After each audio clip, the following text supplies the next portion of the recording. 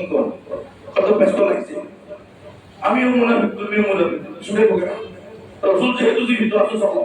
রসুলের কাছে যাই আর আমরা শুনে যাই জাতি সঙ্গীত আমরা সমস্যা শুনে বকে খুব প্রসঙ্গ এই জন্য এরপর তারা গোলামি করে আমাদের আমরা তোদের পক্ষে আছি সেই দল আমাদের গোলামি নিঃশর্ত গোলামি মেনে নিবি তারা নিশ্চিত ক্ষমতা দেবী তার মতো গণতন্ত্রের খোদা হইলাম আমরা গণতন্ত্রের সৃষ্টিকর্তা আমরা গণতন্ত্র প্রতিষ্ঠাকারী আমরা গণতন্ত্র অনুযায়ী তারাই ক্ষমতা দেবী আমাদেরকে খোদা মানতে হবে আর আমাদের খোদা মানতে তোদের ক্ষমতা নিশ্চিত সেদিন খোদা মানবি না ওদিন দেশে থাকতে পারবি না তাহলে মুসলমানের সমস্যা সমাধান হবে কোথায় কোরআন এবং সুন্নাহ আর আমরা সমাধান করি ইন্ডিয়া আর আমেরিকা আওয়ামী লীগ আর বিএনপি কিছুদিন আওয়ামী লীগ ক্ষমতা কিছুদিন বিএনপি ক্ষমতা দেখো মাতা মনের ভিতরে বাস করা কি ভাই আমরা না আল্লাহ মডেল লেছে তো নরে বিএনপি কি মডেল লেছে বাতিল করতে পারে হ্যাঁ প্রতিকার বাতিল করতে পারে কাদিয়ানিদেরকে কাফের ঘোষণা করতে পারে দেখেন 90% মুসলমান দেশে কাদিয়ানিকে কাফের ঘোষণা করতে পারে পারবে না হিজবুত তাওহীদকে নিষিদ্ধ করতে পারছে পারবে না অথচ এরা মুরতাদ সংগঠন কারণ গণতন্ত্রের সংবিধানে এটা নাই গণতন্ত্রের সংবিধানে আছে সকল মতবাদ সকল আদর্শ রেসপেক্ট যোগ্য আপনি প্রতিটা ব্যক্তিকে অসম্মান করতে হবে এটাও একটা দিস ইজ ওয়ার্ক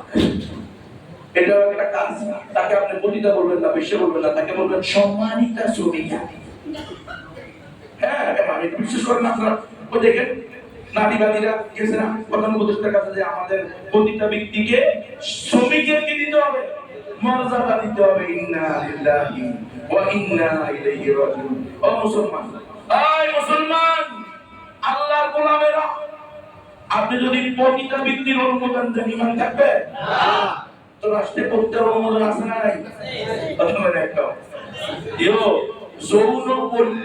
যৌনপল্লী এদের নির্দিষ্ট জায়গা আছে না নাই আছে এমনকি এখন তো হাই সোসাইটি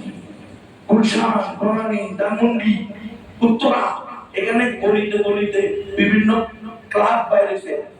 বিভিন্ন পার্ক বাইরেছে কি সেন্টার বাইরেছে আল্লাহ কসম এগুলোতে কোন অনুমোদন আছে নারীও বৈধ মত বৈধ সুবহানাল্লাহ হ্যাঁ নাউযুবিল্লাহি মিন যালিক মুসলমান ঈমান ঠিক করেন ঈমান আগে দল আগে না কোন দল কাউরে জান্নাতে নিবে না আর দলের যদি ঈমানই নষ্ট হয় তো জাহান্নাম ওয়াজিব সমস্যার সমাধান হবে কোরআন সুন্নাহ থেকে কোরআন এবং সুন্নাহ যদি অনুমতি দেয় মডেল লাইসেন্স তাহলে হবে যদি জামাত ইসলামের সর্বনাই একশো মডেল লাইসেন্স দেয় সেটাও আমরা মেনে নিব না মানে খালি এক দলের বিরুদ্ধে বলে বলবো না যারাই কোরআন সুন্নাহ বিরুদ্ধে যাবে সে যেই হোক তার বিরুদ্ধে আমরা সোচ্চার মুসলমান সোচ্চার আবু বকর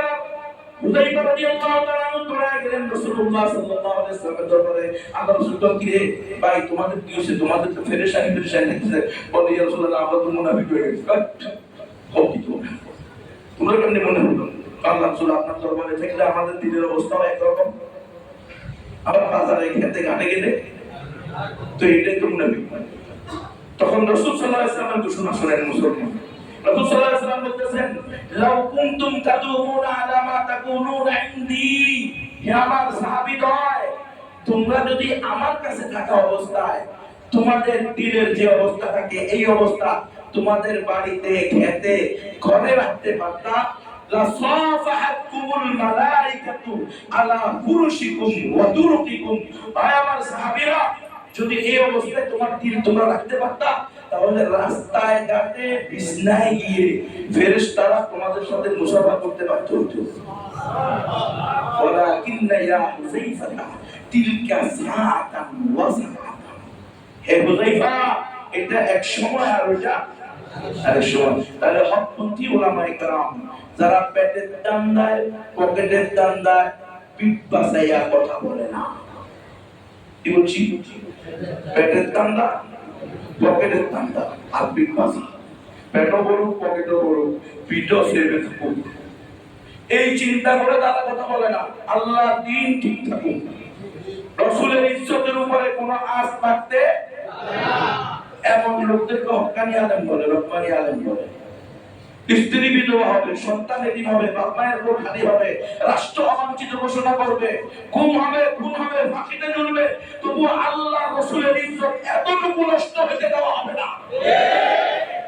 এরকম হকভক্তি উলামায়ে কেরামের সোহবত নিতে হবে। ওয়াকুনু মাস